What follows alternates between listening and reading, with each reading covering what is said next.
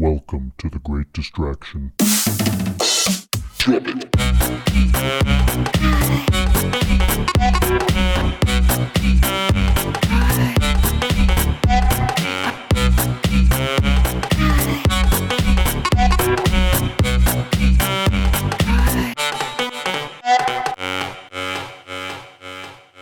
Welcome back, everyone. This is The Great Distraction, and today the topic of discussion is how much of you is you? My name is Ben, and with me today are my co-hosts Thomas, Hello. Rick, Hi. and Glenn. What's up? If this is your first time listening, welcome. We thank you for joining us. The Great Distraction is a podcast that focuses on a vast and random range of topics, and we hope that each episode leaves you with, if nothing else, a little something to ponder. This topic today is weird. It came to me a few years ago when I was, of all things, I think reading a Playboy magazine. That never right. happens in Ben's life. Yeah. So this is a rarity. Yeah, so here's how this went down. I'm sitting here looking at pictures of these girls in this magazine. I mean, hopefully everybody knows what kind of content is in a Playboy magazine. Not the articles? Not the articles too. Actually, that's why I have a subscription. Sure. That's always the reason, isn't it? Yeah. Yeah. Well, you know how that I goes. like to read the articles. Yeah. And I'm sitting here thinking, this is kind of weird. And so one of the things that sticks in my head every time I see a picture of an attractive female, period, is how much that portrayal of the female form and what these advertising companies are putting out there, how real is that picture? So I've been into photography for most of my life, and I mean I know the extent of what are capable with post-processing and in whatever Photoshop, whatever app you're using. I know how much you can alter images. I know, a lot about that stuff. So I know how fake things can really be, despite them looking extremely real. And going down that path there, I started looking into a little more on just kind of the history, because I started thinking, man, these beautiful women these people that I myself define as beautiful, as I have defined my own taste in attractiveness and what I find attractive. There had to have been something that changed or pushed this style to what it is today. And I think maybe what I was thinking was, I mean, look at this now. I was kind of thinking of the 70s and the 80s and kind of thinking about what used to be beautiful at these times and why we are where we are today. And one of the things, for whatever reason, that kind of stuck with me without getting too, what's the word I'm looking for? Down the rabbit hole? Yeah, I guess down the rabbit hole there, was the sense of how they portray these women in these magazines. And I did a little research on it, and before I get into the research, I have to tie into that. I was a little disturbed, I guess you could say, that's kind of a lack of a better word, or very, very curious or whatever, for why I define what I define as beauty or attractiveness in my own head. And I grew up in the era when big-breasted blondes were all the rage. I mean, the Baywatch or the Playboy magazines, there was just a lot of content out there that focused on that as the definition of your model attractive female. So that kind of started me thinking, like, wait a minute, why in the hell? First of all, how did this happen? How did the trend change to that? That's kind of weird. And how much of my own taste what I found attractive was actually me just being subjected to what was available, and then therefore defined by what I saw. And then another thing, the next thought led to the next is, was that even my choice? Or was it just happenstance that I happened to see these images at a critical point in my life, and I saw it enough times because of what I was watching or because of various advertisements or whatever. So was it even me that came up with this and developed this sense of attraction, or was it, or was it fed to me and therefore kind of forced into my head? And I started thinking about what other things in life that could affect as we continue growing or as we get exposed to more and more things. So a little research on just that topic, because I kind of wanted to play off of that situation with the models.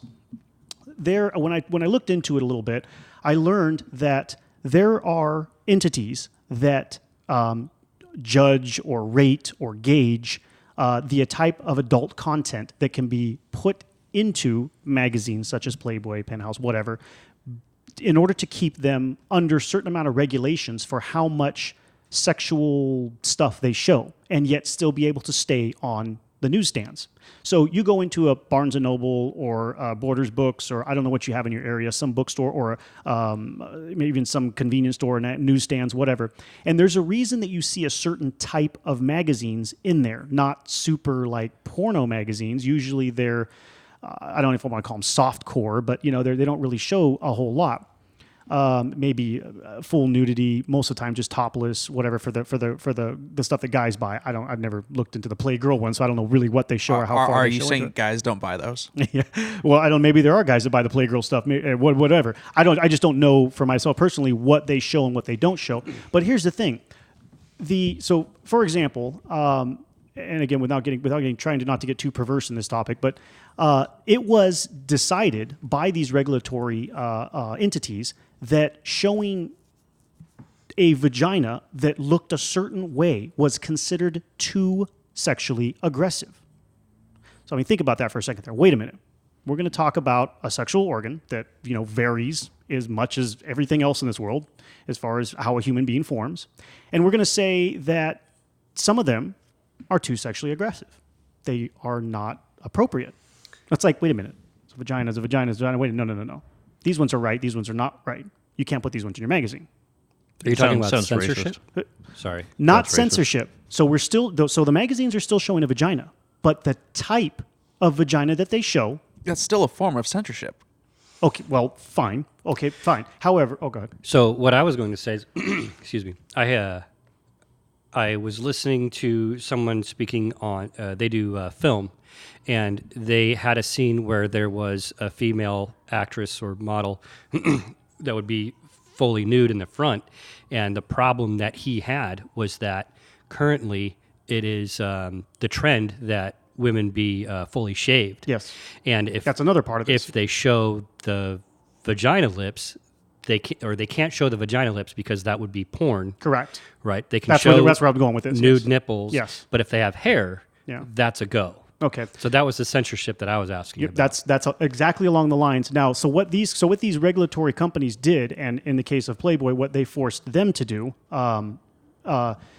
inner labia is too sexually aggressive. It's too sexual. And if you're going to show a bald vagina, it can't have inner labia protruding out. So either they find models that are built without that, or they actually edit it out. So now, here's my problem with this. You're a young prepubescent or pubescent boy, and you're finding these magazines, and you're looking at them as we all did. That's part of being a boy and growing up. You start looking through these magazines, and you are, at that time, gauging and creating and building in your head an image of what you define as attractive. That is what is available to you, and that is what you are consuming. Now, that's normal, that's fine, that's what every human being does at those times. However, if you're being fed things that are not real, or I'm not going to say impossible because it is possible, this particular thing, and it's a growing trend that they can do cosmetic surgery on. Anyway, whatever, that's not the point. The point is that what you're being fed is an altered image. That girl does not look like that. And I'm willing to guess that the guy in the girl's side, in the opposite, probably doesn't look like that either. But I would argue at the same time that there are people that are watching, like, illustrated porn, hentai, or whatnot, in total fanciful and fictional scenario. Is there? Sure, but I'm hoping that those pubescent kids are not defining sex by having sex with cartoons. So are you developing your attractive tastes? Let me rephrase that. Are you developing what you define as attractive or beautiful in a female, in whatever you're attracted to, from a cartoon? Potentially. Some parts, I would think, but I mean, obviously, when I've looked at hentai just to see what the hell it's all about, I mean, they have girls with like breasts that are larger than their bodies, and it's like in some styles. Sure, that's true. That's a gross generalization. The deal with so not to get too far off topic though, the deal with hentai though is that feeds cultures that are not allowed to show nudity, so they have to have something. Right. Human beings want porn. You can't take it away from them. They want to see naked. It's part of life. Not porn, but sex. And if you can't make porn, if you can't make videos that show real sex, you make drawings that show it. So they have to see something, right? So I don't know if that's a fair. But at the same analogy. time, if that's exposure and you're drawing what you're attracted to, and That's true. If that's, I don't know, I'm having a I hard see where time you're- wording this. I see where you're going with it. It was just, and the only reason I brought that up was not because I wanted to talk about vaginas and shit like that, but the point was. I'm kind of thinking it is. The point was, this is where it kicked off the questioning for me. I'm sitting here thinking about this and looking at these images that I have been looking at since I was, because that has been a trend for the last 20 plus years. 40 years. And I think one thing you might want to interject right now is with the description you gave. Let's remind everybody we're in California. True. What is the California girl? Okay. Blonde hair, blue Well, eyes. you'd have to big stretch boobs. it past that because these entities that I'm talking, these publications and media that I'm talking about is nationwide. Well, I know, So- but I mean, I think that we as our culture that we're dealing with now, since let's say post World War II, we have been defining what everything quote unquote should be. So our identity is something. So I don't, I get it. I'm with you that it's nationwide, but I think a lot of the even when I lived, growing up back east. People talked about California girls, the blonde hair, blue eyed thing, and then Baywatch so and all these sort of that's things. a stereotypical thing because those girls are everywhere. I mean, they can be, that just like everybody here is a surfer, right? So I mean, it's Well, I that's know, just but something I mean, that they promote. But I mean, I think that, and I think you're not guilty of it, but a part of that, where you grew up in that culture with that's what was fed to you. Absolutely. This is the idea of what it is. Yeah. It's just like saying the Well, sky freaking is Baywatch, blue. right? You grew up knowing the sky is blue. Yeah. So whether it's right or wrong, this is what you grew up knowing for that. Yeah. I think also what you're getting at too is that with these images, that's establishing your baseline normal. You haven't seen anything other to give you a different opinion of it. So That's not right. just That's what I'm going on. necessarily what you're attracted to, but what you believe to be normal because you've seen it repeatedly. Yes. And then that adds to your fantasy, which could then be embellished in cartoons, Yeah. like the hentai. And I want to be careful too. This was not supposed to have any sexual connotation at all. It just happened to be one. This is how it came to me. The idea came to me. So I started thinking, okay, just like Rick was saying there, my definition of what I found attractive started at this point from this consumption of this material, this media, this content, right? How many other things, or first of all, the first step was what else could I have been attracted to had I seen something different at an influential point of my life?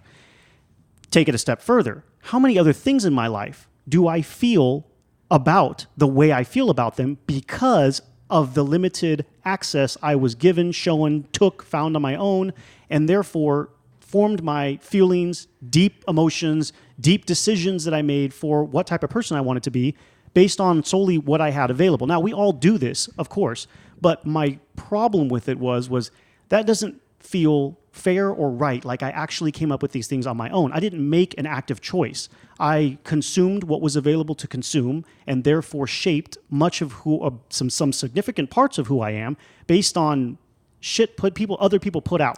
Well, I think we've been talking about this a lot with other topics. We live in a culture that basically gives you something that they want to sell or to use in some direction to get you to do something, and they cram it down your throat. That's right. what the American culture does. And pop culture normalizes things. And this was sales based because obviously Playboy wanted to stay on the market, so they said, "Okay, regulatory commission, we will change all of these images and make these girls look this way, so that we can stay in the local shops where everybody can see us and buy us." Right? Yeah. Otherwise, if we make it too sexually aggressive and we don't meet your standards, people don't get out Now we there. lose money. Yeah, now we're losing money. But I think we can go back to when you were saying what other things. So that opens up a huge topic, and we've talked about this before too. Is food is a big one. The way that we treat our diet, what we think is scientific data based on what we have as a diet.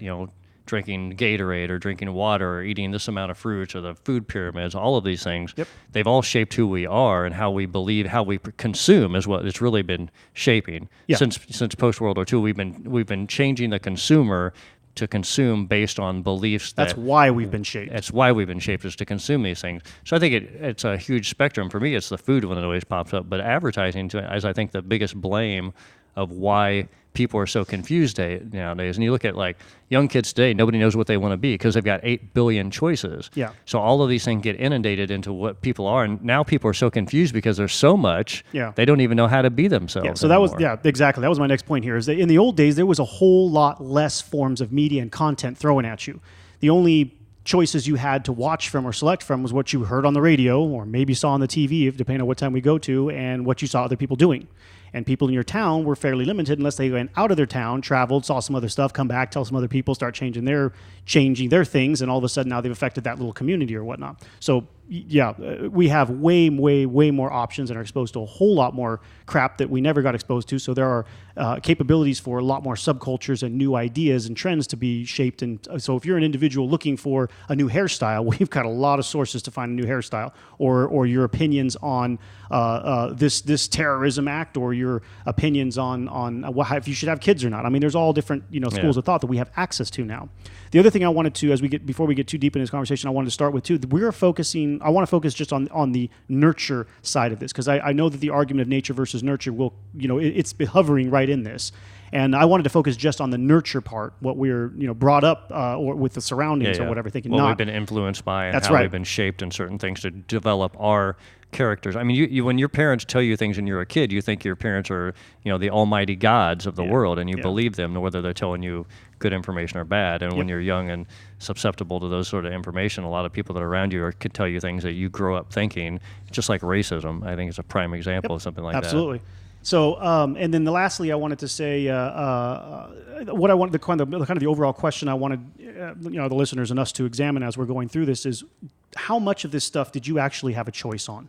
And it's a personal question that only each individual themselves can ask and answer for themselves. As you start picking apart your tastes, your decisions in life, what you feel your moral and ethical choices, what you feel is right and wrong, try to drill down and think about the source of where those things may have come from, and then when you get down there, ask yourself, did you actually have a choice in this matter, or did somebody else choose it for you, put it into your head at an influential time, and you went with it? I mean, be honest with yourself when you're doing that, because you can fight it internally as well, and still lean towards whatever side you are used to, simply because you're used to it.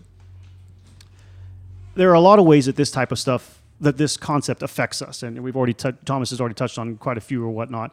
And for me, the first one that led me into it is how I defined what attracted me, or what I found attractive in whatever I found attractive. In my case, the opposite sex, but and where those preferences originated from. And so one of the biggest things that I wanted to that came to mind is our sexual preference and our sense of attractedness, or what we're attracted to. I guess what I'm trying to say is definitely a huge area that it goes into. Thomas had touched on kind of real vaguely there when you were going through your list there. Another one that's always bugged me is the Great American Dream is a perfect example of this. Got to be asleep to believe it. Yeah, and in fact, we among the group kind of look at it like one of the great distractions, and that's that whole house, white picket fence, husband, wife, 2.5 kids, and dog. Well, it's been inundated into our culture so heavily. Right. Like, you go to school, you go to college or whatever, you get a job, you get married, you have kids, then what? You just die. And how many people do that in life because that is what they have been shown? That's what they're expected. Yeah, and they're expected to them, but again, this is a nurtured thing. They feel like it's expected of them because outside sources around them, content, media, parents, anything that offers any influence at all, has essentially brainwashed them into thinking that this is what your choices and steps are supposed to be. And that's the whole point. Where did you have the choice, or even did you have the choice to not do these things? Well, I think a lot of people never had the choice because a lot of people aren't strong enough to question anything. Growing up in the Midwest, I grew up with people who were very religious. They didn't question anything. They were just told by this person. So everything they based their belief on was on somebody else's opinion. And regardless of how smart you are, or how you're relaying information, if somebody tells me the sky is blue, when I tell somebody else the sky is blue, I'm giving them my opinion in my response to them. I'm not just saying the sky is blue. Everybody has a personality, so they inject that into information when they pass it along. I think that's something I picked up on watching preachers and stuff growing up in the Midwest. Yeah, and I think kind of like you were getting at with the history to attractiveness, the American dream is kind of set up as our baseline for success, and religion would be set up as our baseline for morality. Yeah. Yeah. Well, they'd like to sell themselves as being the moral layout, but I mean, that's... I'm going to take the moral high ground against religion right now, though. Well, but that's how we're being raised in this period of time in this part of the world, is that's what we're being fed here, is that this is the baseline. Well, this is your of ideology success. of this is who you are. Yeah. This is what you do. You're an American. You do this. You buy a house. You do this. And go to college, have 2.5 kids, 2 new cars, whatever. But it's all, if you look at this, at the scale of it as how it's sold, it's a product being sold. Oh, absolutely. And somebody has something to gain. And that's the worst part about the American culture to me, is that if you don't fit into that mold, if you don't have that certain job, you're not spending all your money and you're racking up a credit card debt and buying 2 new cars every 4 years, you're the outsider. You're the weirdo. Yep. That's how bizarre this culture has gotten, to be able to question something and not take everything just because somebody else said it at face value. That's becoming like, you're the weirdo. You're the conspiracy theorist because you question anything now. This is also reflected in our school system, man. I mean, kids are being taught right now to regurgitate information. They are not being taught critical thinking skills. Absolutely. That's the why powers math- that be don't want them. That's why math is so important, because that's like the last subject that your K through 12 is getting taught that gives them critical thinking. I mean, there's chemistry if kids take it. Most students don't take chemistry. It's not required. It's the math that's the required one that gives them the critical thinking skills. That's why it's so important. The rest of it's like memorization, regurgitation things. They stop math being a requirement before you get to that critical thinking part. Age, right? Right? Oh, yeah. I mean, purpose. if you think Yeah, about it, you're it's right. like there's one way to get to the right answer in math up until you get into like trigonometry, when you get in like the identities and stuff. And then there's multiple ways to get to the right answer. And I think that is kind of like what Thomas is getting at. You know, it's like, just because they told you that this way will get you to happiness doesn't necessarily mean it'll the get only you to way. the It's not right answer. for you. Exactly. Not necessarily right for you. And that's what, I guess that's my biggest argument is, I think, I agree with you. The whole, when you use the example that you use about, why am I attracted to this type of person? Yeah. I think that's, for a lack of a better term, that's perfect brainwashing. Uh-huh. They did a great job on you Yeah. in that mode. And they've done Yeah. it to all of us. And We that- all believe things that are completely misinformation all the time, Yeah. based on products that are being sold, or an industry, the dairy industry for one. I mean, we got all kinds of them. And that's in our exactly how I felt. existence. I felt jaded. I was like, that's not even Right? fair, dude. That's the only reason. And part of it was because, anyway. I can't believe all you guys have been sold on this whole Earth is round bullshit. Yes, that's good. That's rich, Glenn. So at first I felt very jaded. I was like, this isn't even. This is not fair. I've been cut short here. What about the big booty dark hair girls? Yeah, exactly. And then on top of that, worse than that, it would be one thing if it was okay. You're attracted to this, and again, obviously, people are not attracted to only one thing. So this isn't like a singular defined thing. But nevertheless, I was fed something that didn't really exist or was extremely rare. You if were it does. sold. Yeah, and it's like, you bastards! You didn't even give me a Right. chance to form. Why didn't you make your magazine more diverse or whatever? They know what the kids are finding this. Well, they know what people were buying.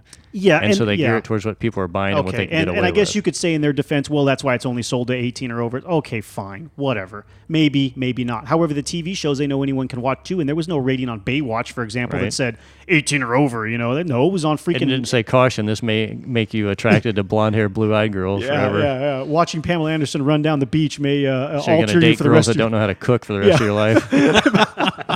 may alter you for the rest of your life. Yeah. I mean, that kind of stuff just, anyway, so I felt very jaded. Yeah, like I didn't even have a agree. choice. And it's like, that sucks, dude. So then I started picking out everything else. And yeah. Another one I wanted to go into is another result of this type of experience in life, your political and your government views. I mean, Absolutely. most people, I would think a majority of people, get their political and government views from their family. Well, another thing, too, about the politics thing is everybody thinks they can only choose one of two sides. Oh, well, where do you get that idea from? Right? Well, you have that's to be what's one, commonly right? sold, but yeah. Time and time So and time they've again, already we have to won. be careful. Don't get Yeah. too far into the topic and just the fact that Right. it's just because the an subtopic example. itself has a lot of depth to it. And It's fascinating. It's though. extremely fascinating. We've been sold this Democrat or Republican, Yep. but it's and independent never wins. Nobody else ever wins. I mean, that's it. And- A or B. the money's coming from the same people to both sides. Yeah, it's like selling a car, though. If you're going to sell a car, the most you're going to give two people, any person, is two chains. You can have the blue one or the red one. Yeah. You're not going to say you can have the blue one, the red one, the silver one, the green one, the black one, the beige one, the tan one. Then they're like, Yeah. and people are confused, and so you're trying to herd them into one It's herding. way of thinking. So it. selling one of the two, you have to choose a side, the lesser of two evils. The wolves are hurting the sheep here. Yeah, and two, if you really sit down with anybody, well, I haven't talked to a lot of people who are extremists on one side or the other, but I would be willing to bet that everybody, even if you're an extremist one side or the other, there's some part of one side that you don't like. How can it encompass everything? How could you like everything about it, right? That might be It's one like thing. a horoscope. Okay, yes. They're broad enough to grab a little bit from a lot of different people. Yep. And when you want to believe, you'll fill in the rest. Exactly. Yeah, you'll pick. Sort of like a fortune teller. Yeah. And ignore what you don't think is right. That's it. Yeah. Yep. And just credit that because you don't need to waste your time. I can't hear you. La la la la la. Exactly. Willingly being ignorant. Right. Just, yeah. Religious beliefs is a whole nother thing. I mean, how many people? Most of us are raised raised a certain religion. I mean, you don't just come up with. You all have these- some sort of association with something. Yeah, Almost everybody I does. mean, otherwise, if you're a kid and you're not exposed, and I was okay. So, for example, I can speak for myself. I was a kid that was not raised with any particular religion, and I'll be damned if I was going to go pick up a freaking religious book like the Bible or the Quran or whatever and read through it. Why would I do that? There are video games to be played. I'm not going to waste my time reading that crap that I can't understand anyway. It's like picking up Shakespeare when you're 8. Like, okay, maybe some people did, but that crap is cryptic. You're not going to get anything out of it unless somebody spoon feeds you what they want you to believe. Plain and simple. Well, that's why most religions go so heavy towards children. Oh, yeah. Well, they start them young. They But start them you young. gotta and condition very them impressionable. to- Yeah. And many of us Accept. and many of us revert back to what we started off with, as children. So it's easy. You'll end up coming back. You'll go through your rebellious teenager years and do all your hooligan shenanigans. You'll come back though when you're later because it's a fundamental thing Right. that's put in there. Yeah, and You've I know a lot of sold people. on early. Yeah, and I know a lot of people who have kids and stuff, and all of a sudden they get religious again. I'm like, Yeah. dude, don't kill your kids over some all of a sudden midlife crisis belief Yeah. that you think you have some different moral obligation for the future. Yeah, and further proof to that concept too is I've pretty much every religious person I've ever asked I've asked okay, so you study your religion, right? You study this book, whatever religion you have a book. Every religion has a book, for the most part. Have you ever studied anybody else's book? Have you ever I gone? have. But you're not like religious to one anyway, right? So I was raised totally non-religious. Mm-hmm. And I got some exposure when I was in like 3rd grade. So I had already had some developmental years without any of that influence. Mm-hmm. And Good for you. yeah, well, it was my mom really that sold that one. So go mom, Go you're mom. awesome. And then so I guess this kind of turns into a story. But 3rd grade, I ended up in a Bible study group thing after school. One of the yard duties did it at her house. I followed a really cute girl into one in 3rd grade. Yep. That's how everybody gets into it. Yeah, Yep. totally. They use women. They use girls. Oh, totally. So anyway, so my mom comes to pick us up, and they had brought us from the garage where this was held into the house, and they were trying to trying to get the kids to confess their sins. Mm-hmm. They're not priests. They're not ordained. Yeah, parent like PTA people, Right. or whatever And, from the church. My mom flipped out and Yeah. got them shut down from doing that. Like, Oh, wow. she raised fucking hell. Wow. That's cool. Nice. Good job, Mom. Right. And Yeah. so it kind of like, oh, I need to think about what these people are trying to sell me. Because And- essentially those people who were trying to force those kids were probably part of a cult that were using the or, religion. or not. I mean, even if they are just using the religion, that's just that they don't. When you're that young, you don't know to question anything. Well, So that's like, but the I mean, adults are that's, saying that's this child is so, abuse, though. It's brainwashing. And it's but- brainwashing, which yeah. I think brainwashing should be considered abuse. Okay. It's not fair. You end up like me, looking at Right? naked pictures of girls, thinking, "Why the hell do I like this?" well, I mean, it is a different picture of a subject, naked girl, so Well, religion is in this case. Religion is the vagina. I think it's the butthole. Damn. Well, okay, fine. And you know what? Never mind. We're hey not man, gonna- some people are into it. yeah. Some are dirty. Oh God. But I think what Glenn was getting at was he didn't have that baseline. The religion, the Christian, I'm assuming it was Christianity, Yes. right, was the baseline for morality. He went into it a With an clean open slate, mind, yes. right? And then the person that he trusted to protect him or whatever was alerted by something that was happening at this event, which made him question, what are these people trying to do to me, and what should I be looking out for? Whereas someone who had grown up, for say, in the faith, they would have not been alarmed by anything that was going just on. roll right with it, They would have 'cause rolled it's with just- it and not questioned it ever. But you're also getting into looking into different religions. Yes, and then from there, had a lot of pressure after my parents split and remarried. I was getting a lot of pressure on my dad's side to go to church, and it was like, I don't want to go listen to that crap. So I went and I started looking into other religions and other faiths, and actually doing a fair bit of religious study, and put together some of my own interpretations and realizations. And I consider myself to be a spiritual person, but the religions, the doctrine themselves, have always been a backboard. You know, they're not the substance of my beliefs or my identity. The foundation, yeah. Yeah, I found it fascinating when I went and did my own research too. It was like, man, these things are all the same. They are. Every single They one is the are. same. They all have a prophet and the similar stories. They're not even original. Like they have their own little twists and shakes on different things. But anyway, we don't want to get too much into talking religion. We'll do that another topic.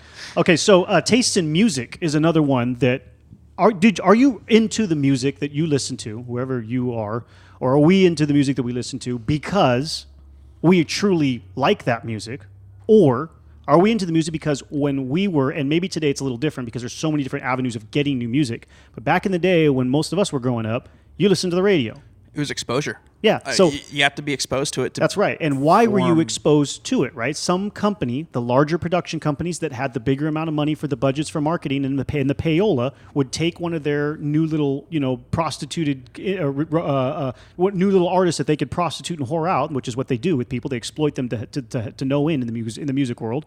And they paid buku bucks to make sure that you heard that song from that artist 80 times a day.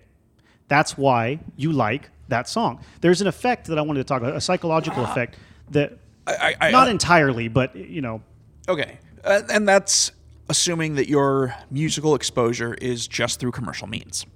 But I'm talking, so like if we take a step back I don't know, when I was listening to a lot of the radios in the 90s, a little bit in the 80s or whatever, what other means did I have? There was no internet.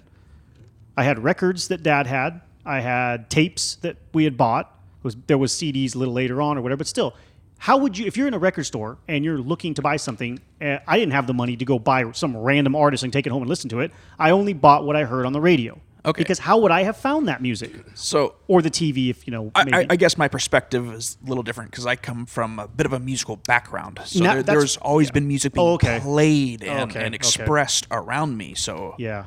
So my father was a musician, but all he played mostly was the famous stuff from different eras. So I got exposed to all of that. But as far as the new stuff that was out there was just radio. I think it goes back to what we were saying before. I mean, and all of us are kind of have different examples of that. And too, I mean, we've sought out things we like or whatever. But if you look at the base of population and pop culture, that's why a lot of these pop bands are so popular because they just get shoved down everybody's throat all the time. Yeah. It's a marketing scheme, just Yeah. like anything else. It's like buying Coca-Cola or drinking so much Gatorade. The music that they're trying to get people to digest. You look at what MTV was showing over and over and over for many, many years. Yep. There is, and to me, like all of us sitting at this table, I would exclude us from the pop general culture in some ways because we're all pretty open-minded thinkers. But remember too that the general population, and I unfortunately deal with them a lot sometimes, and find it overwhelming how much some people like. We've all talked about this before. Meet people who don't even like music. How can you not like music? That blows me away, dude. But I mean, it's just the things that are inundated into their life, and then you wonder why Britney Spears sells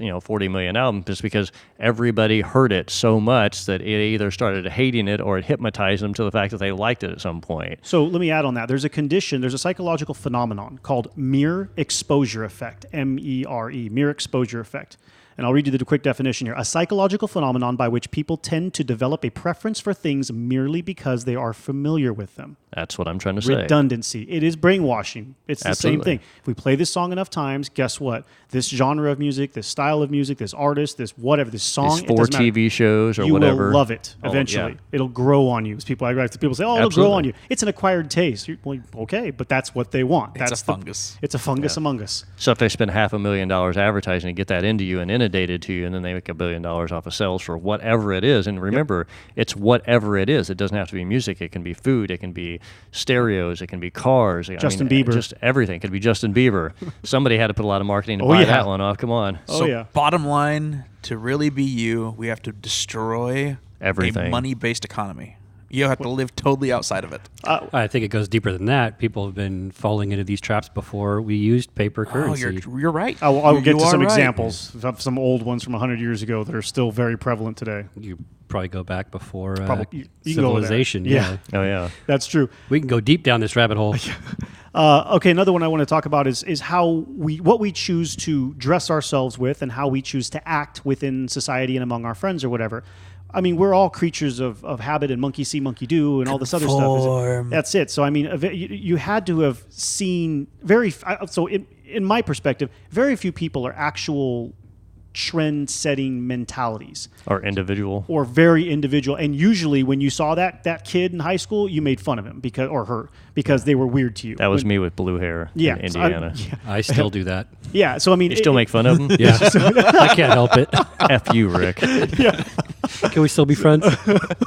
So, I mean, yes. I mean, you end up making fun of that person and shunning them, and they're probably the one that end up being a high-end clothing designer later and setting the damn trend that Or a you're... serial killer. Okay, well, that depends on how much you mess with them or whatnot. But, that individual in this society, nonconformity is ridiculed and crushed on. And, Oh, in Indiana, when I was growing up, I mean, I was a punk rock kid, and all my friends were as belligerent as we could be on purpose because we grew up in the Bible Belt, Yep. and we were completely against everything we were exposed to. Yeah. And it was like we were complete freaks because we were. The general public was controlled to think you dress this way, you talk this way, you eat at these places, you buy this brand of car, all of these things. Yep.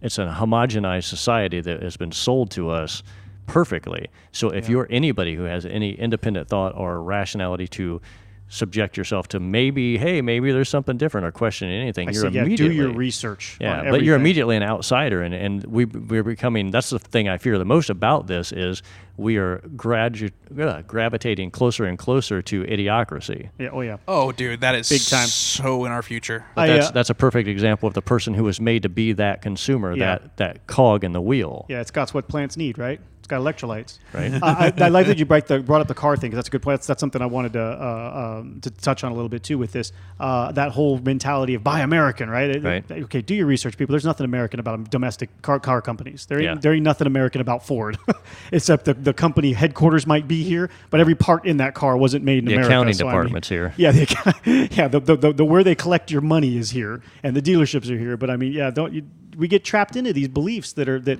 maybe in the beginning, obviously that's how Ford started. But the not to sad pick on part, Ford, sad but part is about it. A lot of people will fight and ruin relationships Ignorantly and argue. so over these things. over just the most basic, stupid little thing. Like, Yeah, so- this is right. So blah, the blah, next time blah. you get in a fight over something like that, or even worse, ruin a relationship over something like that, stop and think where you might have gotten that idea in the first place, because it might not even matter to the slightest bit Right. of what you're defending or what you're fighting against or Man, whatever. it could be. I use sports as an example of that. I Oh, did not great. want to touch sports at all. I can't love stand that. That's too easy. That's- Sorry, That's go too ahead. easy. I didn't wanna Too interrupt you. easy. It's too easy. So are religion and politics or whatever too. But I just wanted to mention those at least. I don't want to get into sports. That's unless you guys really feel strongly about it. But Yeah. so another one that it kind of extends to. Now a few of those are kind of a little more superficial. The dressing, acting, and the your behavior in public or whatever, public in social situations, and a taste in music. A little deeper was how you treat how you treat others in general, be it your significant other, your family, your close friends. A lot of that comes from nurture. And a lot of that comes from the examples that you see as you're growing up, as you in your various parts of adulthood, what you see on TV, what you perceive to be socially acceptable is what you practice and preach. So when you handle a situation, let's say you've never been in a situation before, a particular situation. I don't know, pick one. Maybe dealing with somebody who's transsexual. You've never been in this You've never been in this situation where you've had to interact with somebody who is a cross-dresser. All right, but you saw something on TV, a movie, where you saw an interaction between somebody who's not trans or vanilla or whatever you want to call that, dealing with a transsexual individual at a supermarket or whatever.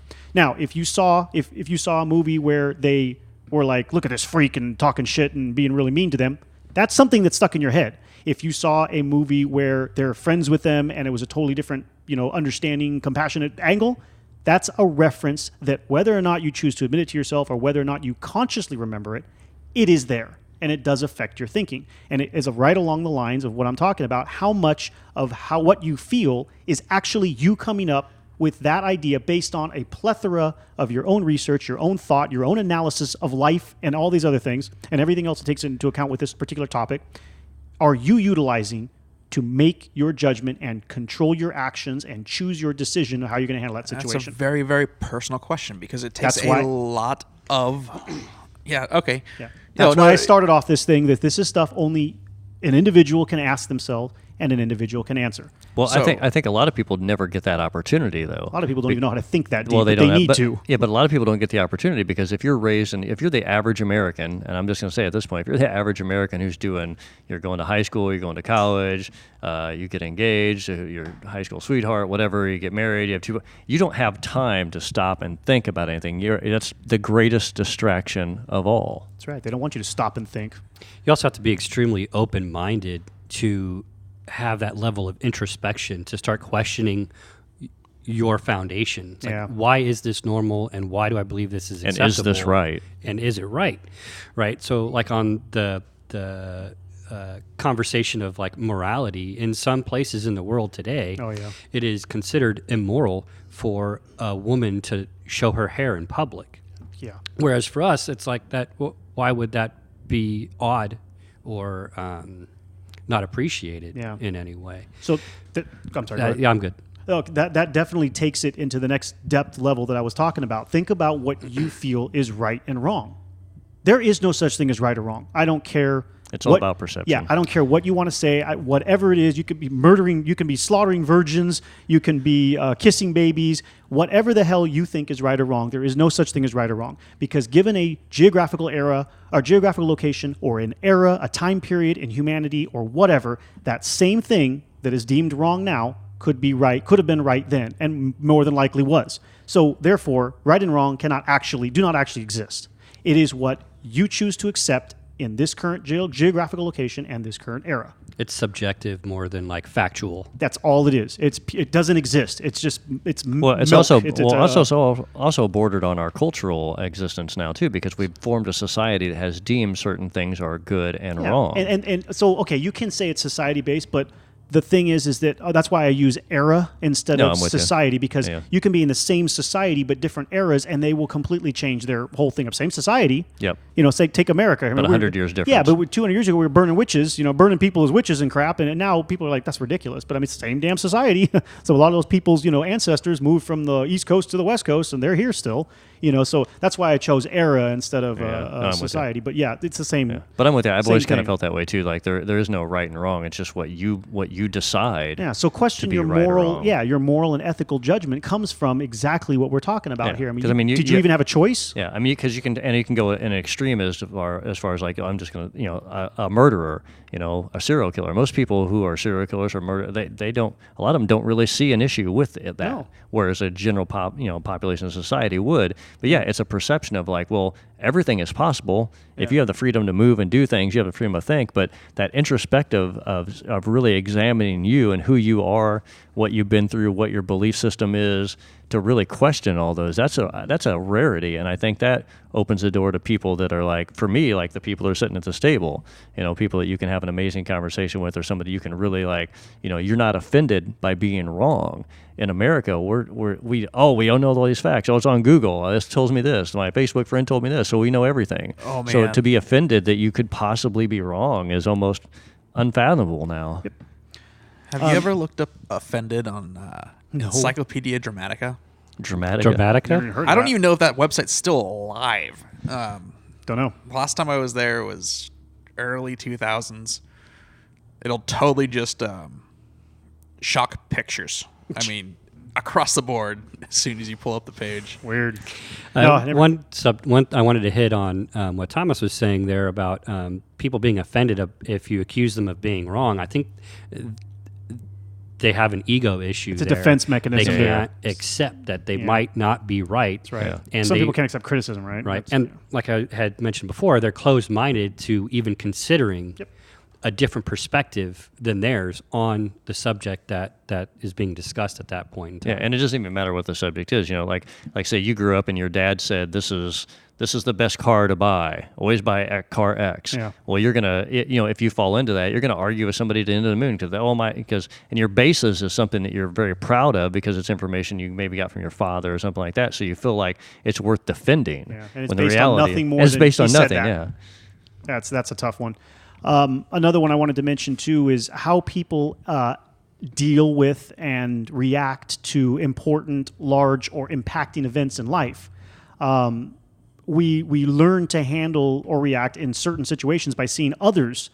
In some instances, not all instances, by seeing others, watching others react in certain situations. So, for example, death or what is deemed a tragedy or good news or winning, how you react when you win. I mean, okay, so going off the winning thing, when I watch The Price is Right and I see people get called up there, I'm like, never in my life have I reacted that way. Now they are specific to that. Those people are actually paid. When you get pulled on the show, they tell you, we need you to go as crazy as possible because people like seeing this on the show. It gets people excited, whatever. So they are told to react extravagantly when they do this. But nevertheless, when you win, how you react to winning is can be a learned thing. You watch somebody else win someday, and now you want to, when you win, you get your chance, you're going to act in a way that you have seen before. Well, I think, earlier you were talking about relationships, and I think the way that people handle a relationship, whether it's abusive or a good relationship, whatever, those are the same kind of traits. If you grew up in a household where your yeah. parents fought all the time, you just think yeah. that's normal. That's and a bad one. And yeah, but that's a prime example of something that you get taught that a lot of people don't stop and question.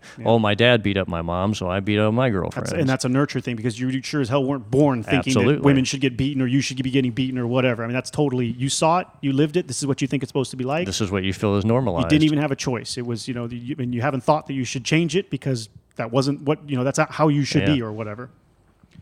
Yeah, big time. So let's get, I think that's, unless you got anybody else? No. Okay. Let's go into what we've been touching on the whole time because it's a huge part of why a lot of this stuff exists. Wait, what have you been touching on? He's back on the Playboys. Oh, dang, dude, come on. I was for the articles, man, just for the articles. Uh-huh. Yeah, these guys were waiting to tease me It's the about that. product reviews. I really didn't You wanna should bring- just say it was the product reviews. I- I'm a tech head. I just like reading the product reviews. Yeah, I really did not want to start this with a sexual connotation, but dude, that was how that was truly how this topic came to me, and I was just wanted to play off of that. So let's talk about how these types of things are controlled by media, large corporations, various companies, whatever.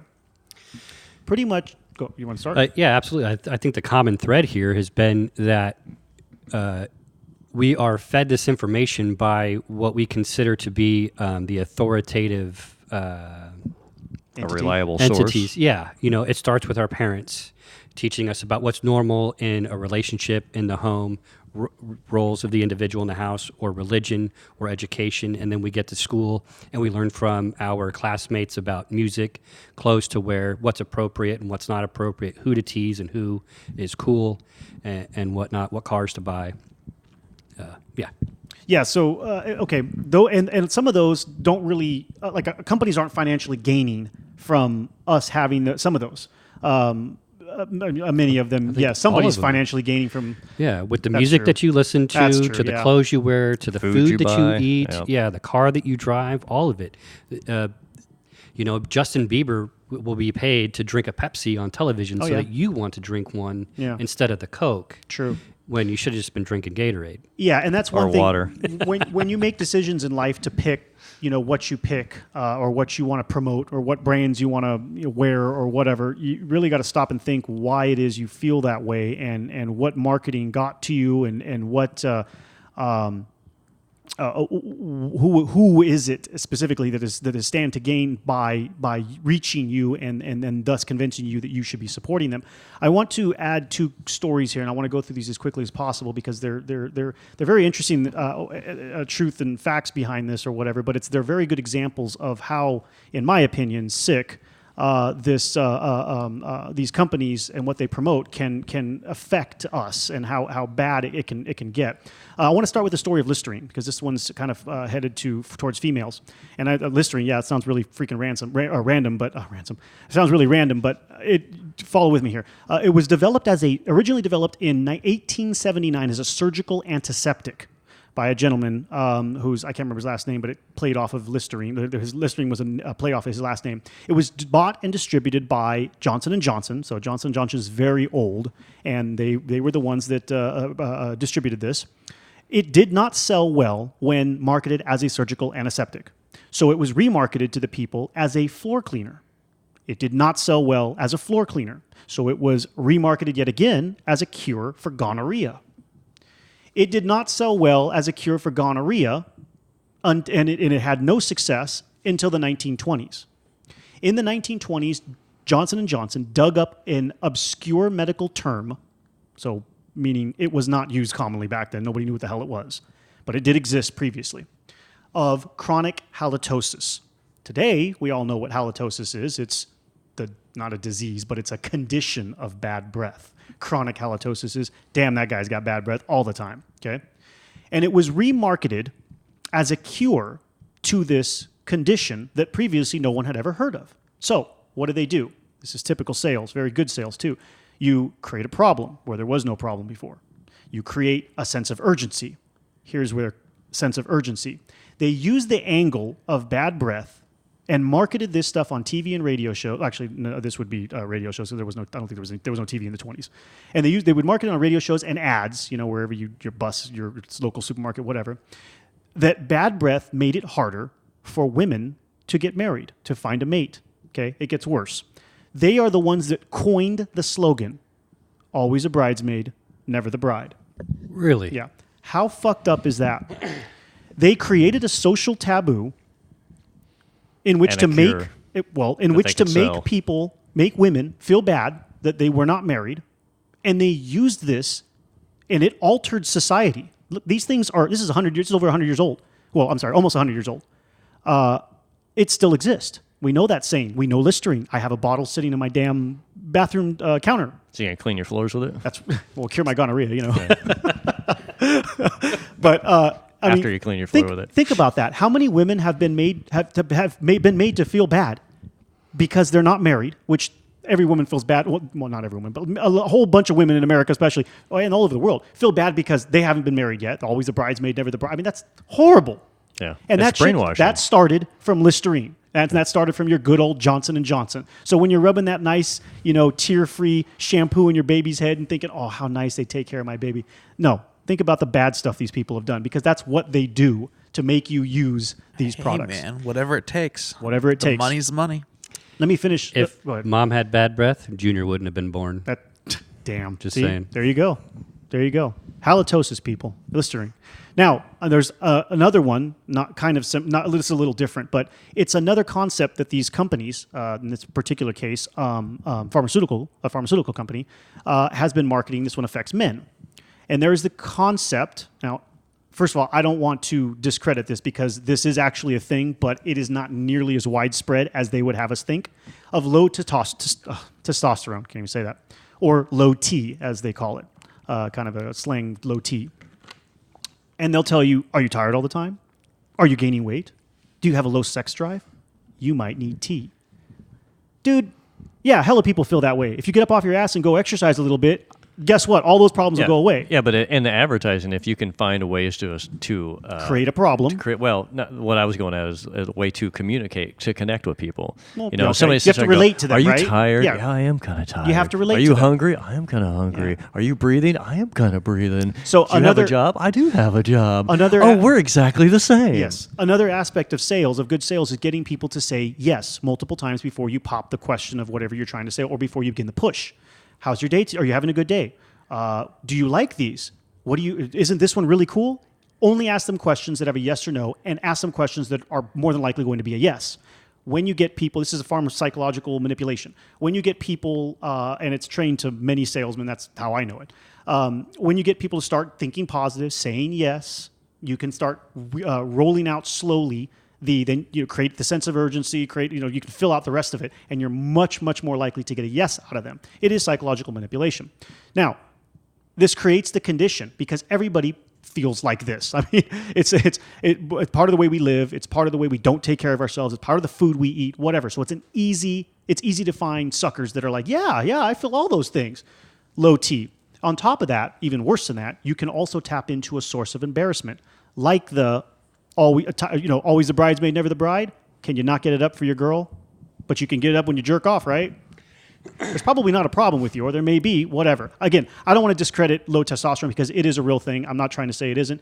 But I know a whole lot of guys, all age range, that I've talked to over the last few years or whatever about this, and a lot of them have been considered trying this patch or this pill or whatever, and there may or may not actually be an issue with them at all, but they feel like there is. Because they've been told that. And they feel like they can buy this simple solution and stick it on themselves, and it is all due to marketing. You might not have ever heard about that, because if you didn't hear about it from your doctor, you probably never would have heard about it. Right. It came from some ad campaign designed to make you feel bad, create the issue, get it widespread so everybody thinks, oh, man. Because then you're going to hear it from your buddy. Even if you didn't hear it, your buddy's going to tell you, dude, I saw this advertisement for low T. Maybe you got low T, bro. But the thing about it is it goes back to another thing we've talked about before. When that was introduced, people who were of right mind were probably looking at that going, the doctors. Are you ridiculous? This is so ridiculous. But a generation got born into that. That's right. And now nobody questions it. That's right. So now all these things are permanently in our society. Halitosis is a real condition. Low T is that's a newer one, right? There's countless numbers of countless examples of this type of stuff in society. Pharmaceutical, Big Pharma has been a mastermind at that because they've created all these different triggers that you need this, you need that, you need this. So they've shaped you into thinking that. And again, once you hear that enough, you believe that that's true. You can come up with a disease tomorrow and call it bottle jumping sideways, reckoning something. And if you feed it the right way, in 10 years now, everybody will be, man, I hope I don't have that. Yeah, and it's hereditary. Haven't you heard? And they're using the doctor as the authority on the subject to push it for you. So if you go to your doctor, you're going to believe him. He's like, oh, yeah, you're messed up here. We'll give you these pills. You'll be good to go. Which is how a lot of the early marketing happened, because they would find doctors that would sign off on something. And back then, they're in that era where people thought, well, the doctor told me that. It's got to be true. They believed a reliable source. Yep. They got that reliable source. Here's $50,000, say this, and all of a sudden the dairy industry. Yeah, doctors were selling cocaine, in the 1800s and cigarettes in the 50s. It's all all your antiseptics are cocaine based. I meant for public purchase. Oh, just straight up coke? Yeah. Wow. It was an ingredient in Coca-Cola for Yes, it was. original. Yeah, you're right. Yeah. And it's okay. So what I wanted to kind of leave off here, the media uses these things to create widespread problems. And one of the great examples, and again, this is going to touch on your moral and your ethical judgment and why it is important to you, and that's exactly what I want you to ask yourself. Breast cancer. Breast cancer is extremely real. And again, this is not something I'm trying to discredit at all, people. However, the way the media portrays it, and all the electronic companies that sell us pink devices, and all the ribbons everywhere, and the donating $2 when you go through the supermarket line, and every other avenue they've found to make money off of this, breast cancer is not nearly as big a problem as they portray it. It is a big problem. Again, I'm not trying to downplay it. However, go do some research and compare it to heart disease. That is the number one killer for all of us. And that is all based on sugar. Sugar is one of the most highest profiting corporations in the world. High fructose corn syrup comes from the maize industry, comes from the corn. These people are the truly powerful ones. They don't want you talking about the 10 times amount of people that die from heart disease from eating too much damn sugar and eating too much fat, because that would be nothing but negative for them. Breast cancer, on the other hand, can make a fortune because everybody from Sony to Panasonic to whatever have all jumped on that bandwagon and will sell you something pink for some extra money. Research everything. Question where you come from. Think a little, man. Use some logical deduction there. We'll see you next time, guys. Thank you for listening. Show notes and other info can be found at our website, greatdistraction.com. The Great Distraction is listed in iTunes, and we greatly appreciate it when our listeners take the time to look us up and leave us a 5-star rating and review. That helps our show grow and motivates us to continue producing content. If you'd like to get in contact with us, you can do so using the email address greatdistractionpodcast@gmail.com or via our website. We're always interested in hearing any thoughts, comments, or questions from our listeners. Keeping up on the latest from us can be done in several different ways. You can add us to your favorite RSS feed tracker. The link is available on our website or in iTunes. Or you can also follow us on Facebook and Twitter. Just search for Great Distraction, one word, no space. As always, thank you for listening, and thank you for all the support.